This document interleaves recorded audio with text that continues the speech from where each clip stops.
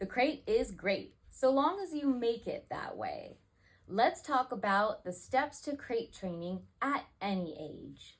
There's a couple rules to crate training. The first one being, it's for your dog. So don't let your kids or yourself hang out in their crate.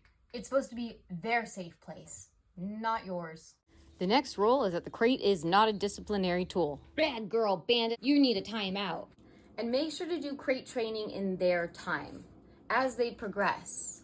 If they hesitate while you're doing any step, go back if they're showing a great deal of stress while training. There's no harm in going back a step. You'll actually go further faster rather than trying to force them through any step of crate training. Step 1, present things that are pleasurable for your dog in front of the crate and around it, such as chewing toys, playtime, and training time. Yes! Step 2, make positive associations with any kind of attention they give the crate. This can include throwing food around the crate for them to go find. Yes!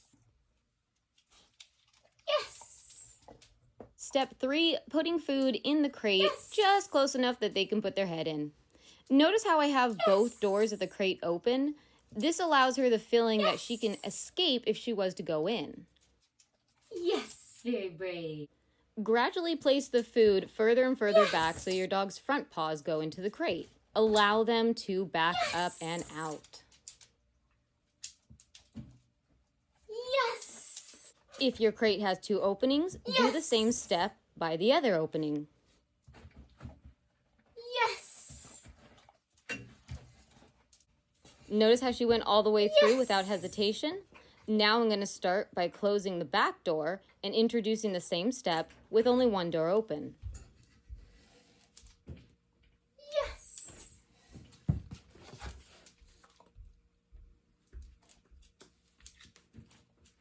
Yes!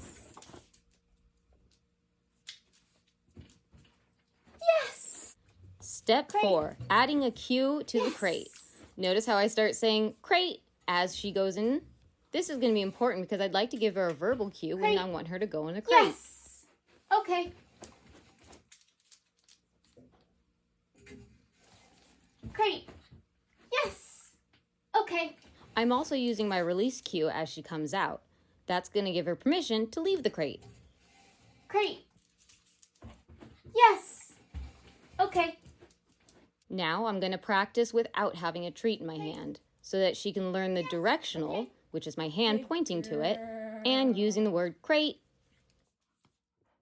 Step 5 is getting her used to the noise the crate will make when the door closes behind her. I open and close the crate and mark with yes and reward. Yes! At this point, she's spending longer periods in the crate exploring, so I'm going to move on to step 6, which is adding time in the crate. To build up a longer period of time in the crate, I'm going to make sure that the entire time she's in there, she's enjoying something. So for instance, I'm using a spreadable treat in a Kong or on a lick mat to let her enjoy while she's in the crate. Things that I recommend would be peanut butter, pumpkin puree, or yogurt. And now all you do is you set them up with that Kong treat for them to enjoy in the crate. Very good.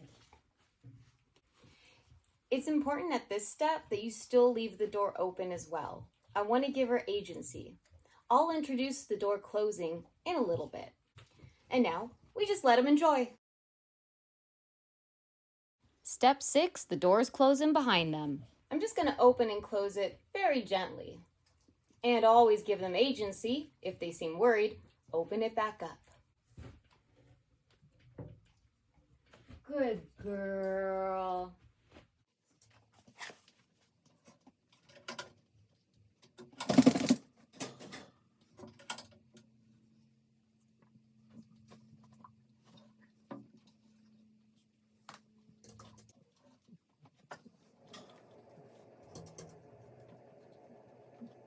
I gradually increase the time that the door is closed each time I close it, and as she progresses.